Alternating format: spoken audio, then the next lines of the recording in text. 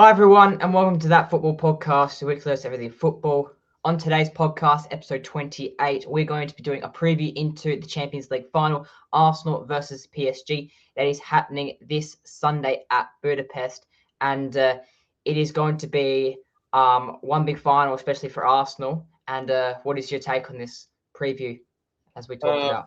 Yeah, I can't wait for the game. Champions League final is the biggest game in club football. Everyone's going to watch it around the world. I'm buzzing for it. I hope it's a good game. I hope it's not like a one-sided game like last year. I hope both teams give it a good crack and hoping to see a great game. I think that's definitely what the fans want as well. A good game, definitely not like as you mentioned last year. It was a thrashing that PSG gave Inter Milan, and I'm also not hoping that as well. As we discussed in the last podcast, most likely we think it's going to be like a 3-0 PSG win or a scrappy Arsenal 1-0 win. I said before it was going to be 2-0 PSG, so that's my prediction. I think it's going to be a thrashing. I still think Arsenal will put out a good fight, but I don't think they'll win. Yeah, so anyway, today on the podcast, we're going to be doing actually a PSG versus Arsenal combined 11 coming into the final. But firstly, we just might do a preview on this Champions League final fixture. And do you know, actually, it is the first time that two capital cities have met in the Champions League final since 1971. Oh wow, that's crazy. Yeah, obviously London, Paris, capital cities of their own countries. Yeah, I didn't know that. It's actually crazy. Fair enough. Actually, the last time it happened was between Ajax and Panathinaikos back in, I think, 1971. Wow, Greek team versus a Netherlands team. You're not going to see that in this day and age, that's for sure. And the fun fact about that final, it was played at Wembley, of course, and that win was actually the start of the modernization into total football as we know it by that historic Ajax team. Yeah, was Johan Cruyff playing in that team? I believe so. If Yeah, that's obviously started with total football, I know he wasn't the manager, it was a different manager, but he would have obviously been playing in that team that started the total football because it was basically around his ideas. But that is really a fun fact. And who would have thought? Because, the last time that you might have thought was in 2020 between PSG and Bayern Munich. But as we know, Munich is not Berlin. So 1971, that is the last time two capital cities have met for the Champions League final. yeah, that's good. That's a good stat to put up. I did not know that. All right, so it's enough of that preview. I mean, realistically, going into this game, Arsenal are on hot form. I'm pretty sure they're actually on the back of 5 Premier League wins, I believe. Yeah, ever since was it the City game? The City loss. You guys have just turned it on again. You've just won the league. You're gonna have all the confidence in the world into this Champions League final, and that could be a sign that we're going to see a great game. Yeah, as we saw in that final match week against Crystal Palace, was that obviously Arsenal, they did not put out their number one squad. They were definitely saving everything for this UCL final, and I reckon Arteta has given them 24 hours just to party, and it's back to training. Yeah, exactly. Just 24 hours, and then their trophy parade. I think is going to be the day after the final, the Champions League final. So winning a double and having the trophy parade the day after would be limbs, but I guess we'll see. Such a tough fixture, I might say.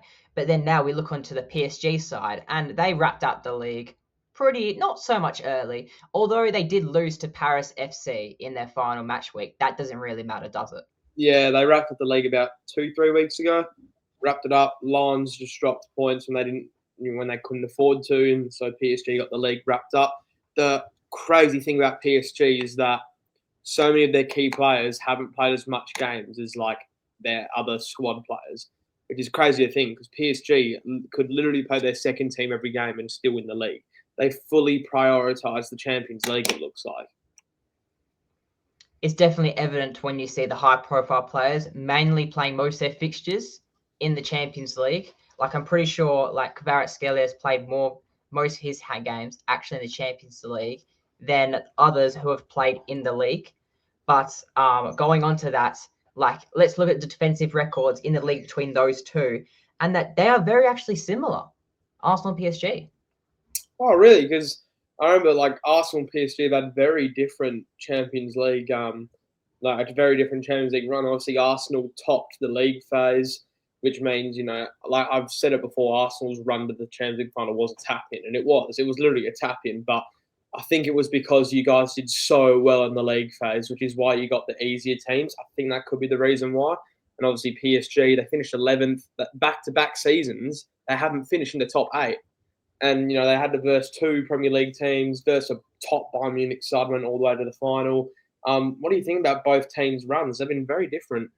Okay, so obviously Arsenal's run has been very easy, I might say. Quarterfinals, Sporting Lisbon, and then the semi-finals, Atletico Madrid, who knocked out Barcelona. And then realistically, we thought that PSG and Bayern, one of those two teams, obviously will go to the final. It's unfortunate that they got that side of the draw. But then you look at PSG's run, and that has not been easy. They've had to verse Liverpool. They've had to verse Bayern Munich. And as you said, I think that it is showing that if you do well in the league phase, go up high, it benefits you later on.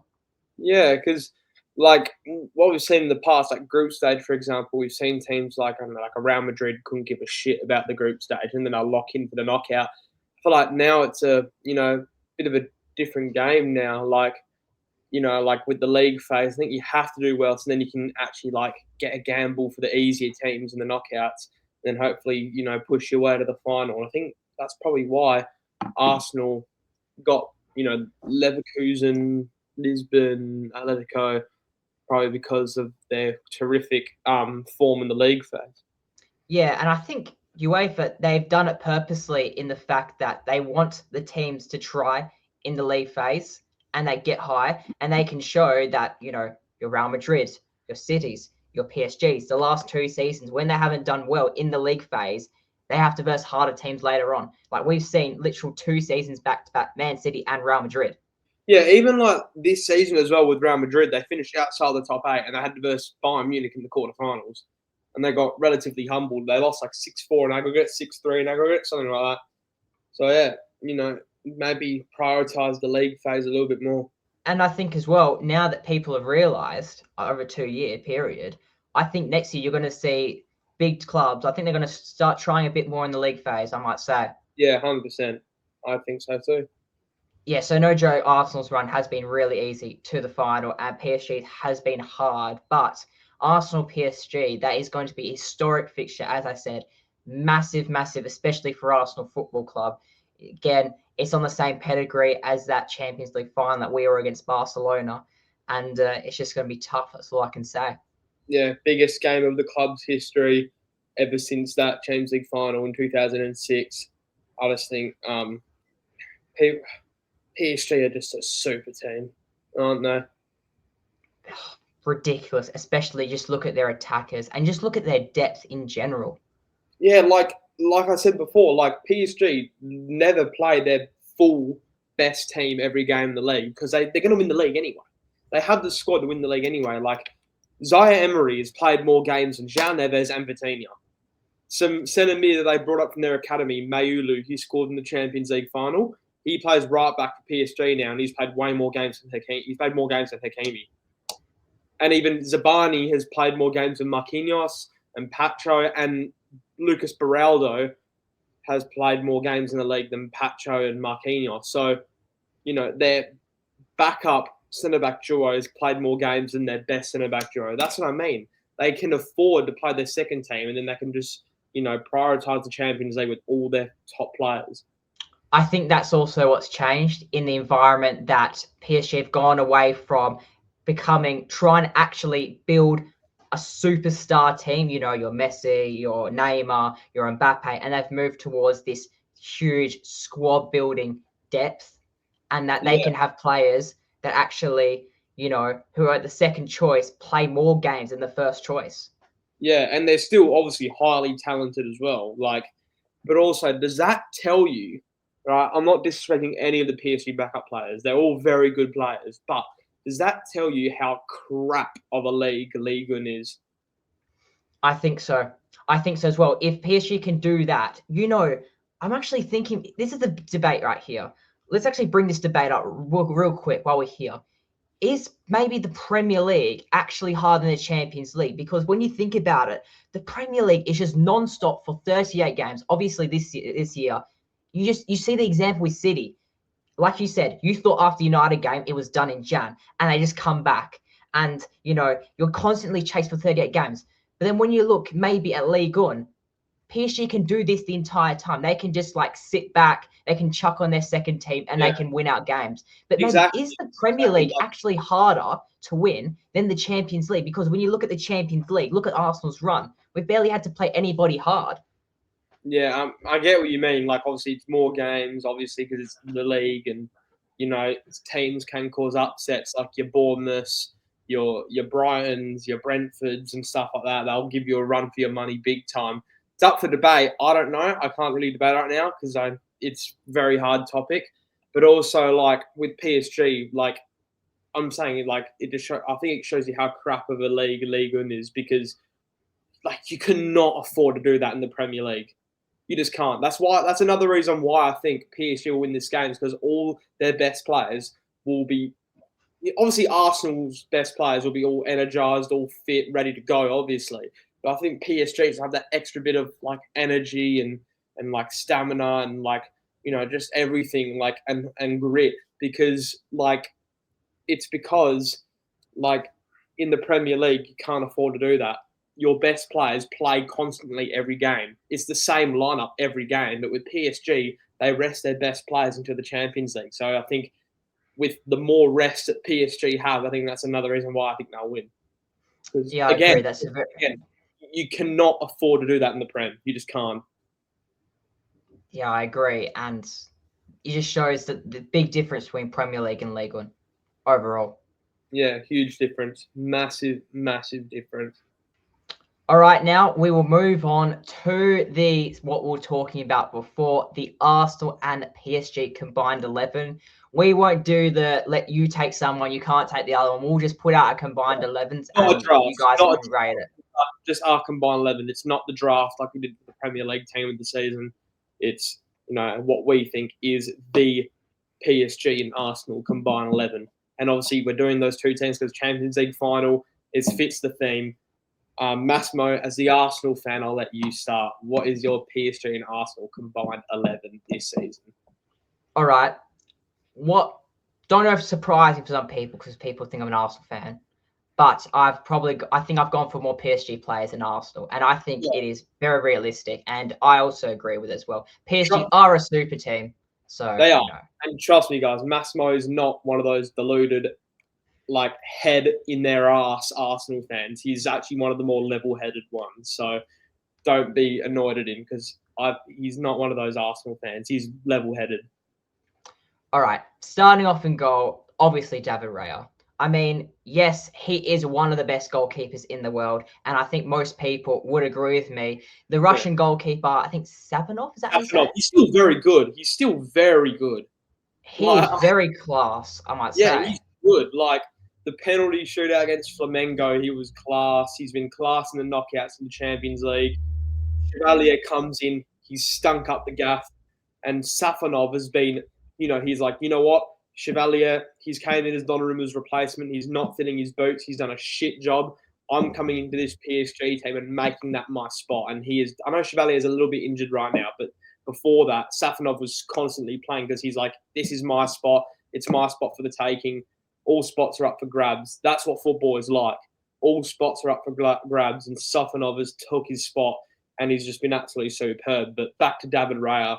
Yeah, David Raya is arguably the best goalkeeper in the world, but Safanov is still very good. Also, don't forget that the fact that David Raya has won 3 in a row Golden Gloves for the Premier League. That just tells you everything. Yeah, but is that more up to the brilliant defensive display of Arsenal? Actually, that's a very good point, because when you actually look at it, he doesn't actually receive a lot of shots, David Raya. Maybe it's down to Arsenal defense. Like when David Raya is called upon, he still makes great saves. Don't get me wrong, he's still a top keeper. When he's called upon, he makes brilliant saves. But most of the time, he doesn't get a lot of shots faced to him, like you said, because of Gabriel, Hincapié, Timber, Saliba, just a brilliant defense in front of him. But I saw someone say the other day, Golden Gloves should be based on most saves, not clean sheets. What do you think about I think that's a very good idea. I think that probably should, yeah, they probably should do that because again, like with the David Raya situation, he hasn't received the most shots. I think, I think it was Pickford, I believe, or maybe that Robin Roos guy for Sunderland actually received the most shots this season as a goalkeeper. But that? again, like you said, when he's called upon, he is brilliant. Just like that basically title-winning save against West Ham. Yeah, that was a very good save. It was literally like Ortega against Spurs back in 2024. It was like that level of clutch of a save, arguably title winning. All right, so now obviously into the left back position, and I just have to go for Nuno Mendes. Like you just can't. He is the best left back in the world. When he is called upon, he is brilliant. He specialist in 1v1 defending, I might say.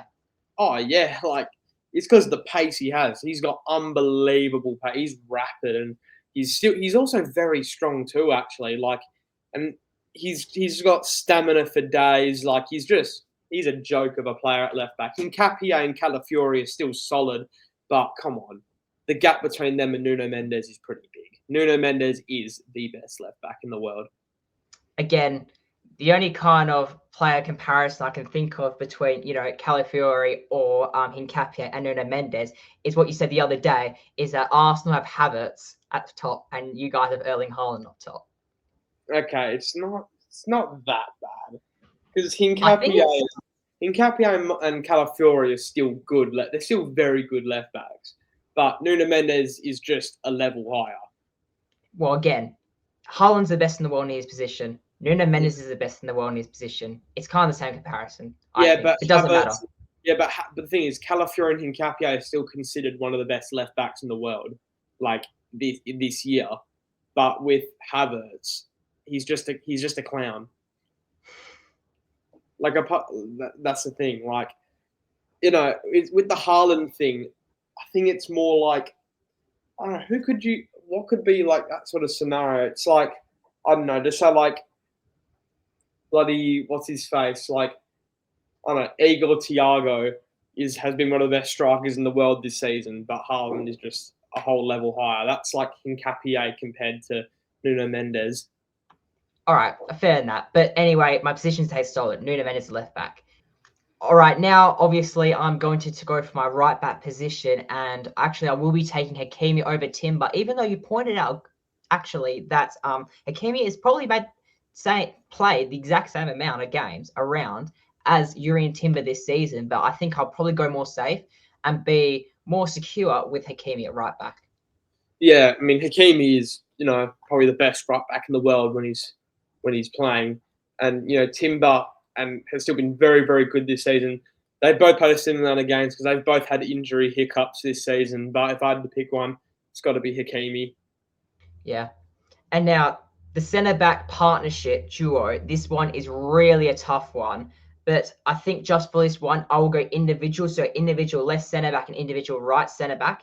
If I was going for a duo, right, let me put it out there, I would probably take Gabriel and Marquinhos. I think only because of their Brazilian links together, chemistry together, they know each other. I think those two will be solid for each other. But actually, I'll actually go Gabriel and Pacho as my two centre backs because I believe maybe if you're talking about 2 years ago, I might have gone Saliba over Pacho, but I just don't think Saliba does that much as he used to before for Arsenal, mainly only because I think our midfield has improved. I mean, Saliba is still so important to your team. That's a bit harsh on Saliba. It's tough. It's very tough. But again, no one gets in easy. Yeah, exactly.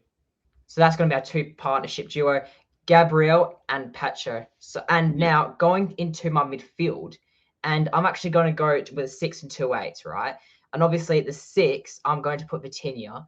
He is very much different sort of 6, but very technical, very short, gets that zip passing. But CDM definitely would be Vitinha. He's been brilliant. Oh, Vitinha is just like he's just one of those players that just makes the game look so easy. That's how good he is. Like he is amazing. Absolutely exceptional. The one word you can describe him is midfield maestro. That's all I can say. Yeah, he is a maestro. He's absolutely amazing player. He finished third in the Ballon d'Or last year as well. He's still been superb this season as well, chipping in with a bit of goals. He's just so crucial to the way PSG play. And now for my 2-8s. This one, I was actually debating whether to go Rice or Fabian Ruiz, but I only think just because this, if you're basing on this season and how crucial each of them are to their teams, and not only because of the huge rotation with PSG and that Fabian Ruiz, even though recently he hasn't been starting a lot, so he's coming off the bench, I'm going to go João Neves and Declan Rice as my 2-8s. What do you think about that? Yeah, completely fair. Completely fair. All right, that's all in agreements. And now, obviously, the front three, which I don't know if it's kind of realistic or not, or if what people think, but I'm going for an all PSG attack. Kvaratskhelia on the left, Desiree Doué on the right, and striker, the Ballon d'Or winner, Dembele. Your thoughts? Yeah, I mean, the funny thing is we have the exact same team. We have the same team. So yeah, my team as well is Raya, Hakimi, Nuno Mendes, Pacho, Gabriel, Vitinha, Rice, João Neves, Barcola. Did you say Barcola or Doué? I said Doué. Oh, okay, never mind. I went for Barcola, and then I'm going for Kvaratskhelia and Dembele. So it's pretty much the same team apart from the right winger. I went for Barcola because I just think he's gone up a level this season. I mean, in the league, he's got loads of goals. He's got 11 goals in the league. I think he's played a little bit more games than Doué as well. Even in the Champions League, like you've seen the glimpse of quality Barcola has shown. He's got 2 great goals against Chelsea. He's chipping in with a bunch of goals, and his finishing compared to last year and the year before, his finishing has improved massively. And also with my other selections, Raya, obviously one of the best keepers in the world, 3 Golden Gloves. Hakimi, Hakimi's very good. Gabriel, probably best centre back in the world. Pacho, I went over Saliba by a little bit because Pacho is a monster. Like that semi-final second leg performance against Bayern Munich, holy shit. He was just insane. That was one of the best centre-back displays I've seen in a game in a long time, genuinely. Nuno Mendes, can't argue, best half-back in the world. Midfield 3, Vitinha, like you said, he makes the game look so easy. He's an incredible little player. João Neves, great bloody midfielder. He's been brilliant for PSG for 2 seasons in a row. Declan Rice, I went for him. He's the engine of that Arsenal team. He makes that Arsenal midfield tick, and he's a great asset as well. Just a superb player, good leader, brilliant player. And again, he is the engine of that Arsenal team. Barcola, he's improved massively. Dembele, Ballon d'Or winner. He's been clutch in the Champions League as well. Amazing. And then Kvaratskhelia, he's an insane player. Like, his tech is unbelievable. The funny thing actually with Kvaratskhelia is he's actually done better in the Champions League than Ligue 1, and I think that says massively a lot that he turns up in those big games. Yeah, big game player. We even saw it in the Champions League last year against Liverpool in the round of 16. He really helped them to get to that get that goal, Dembele's goal, to send them to extra time. Even against Aston Villa, he was superb in the first leg last season against Villa in the quarters. He scored a brilliant goal, such good goal, individualism, and then even this year he's been superb in the Champions League once again. Goals against Liverpool, goals against Chelsea, and goals against Bayern Munich. He's just so good, man. Even at Napoli, he was insane. Look, again, I'm not even debating the fact that you went Barcola over Doué because I think either one of them gets in. I looked at Barcola and he has, as you said, been really good. He has stepped it up a gear, especially, he comes on and he does what you need from someone who comes off the bench, from a substitute. So I think I'm not even debating your choice of going Barcola over Doué because those two are brilliant, and he's going to be tough, especially for Deschamps, to decide a front 3. That's all I can say. Yeah, but Barcola will probably just be a bench player for France because they've got Elise and Cherki and Dembele and Mbappe. I don't want to go on about that France attack. It's just stupidly good. Yeah. Well, as long as we're all in agreement, on the team, on the squads. And that is our PSG and Arsenal combined 11, everybody. Let us know in the comments your thoughts. Rate our teams. And what would you rate your team out of 10, would you say? 10. What a team. Again, 10. I mean, just last thing, that defense as well, why it was so hard to choose the mix between Arsenal players and PSG players, because as I was saying before, they're actually very similar in their leagues. In the Premier League, if I'm not mistaken, I think Arsenal conceded 27 goals, and in Ligue 1, PSG conceded 29 goals, so only 2 more extra in the league. So they are very similar, and defenses are on top for both teams.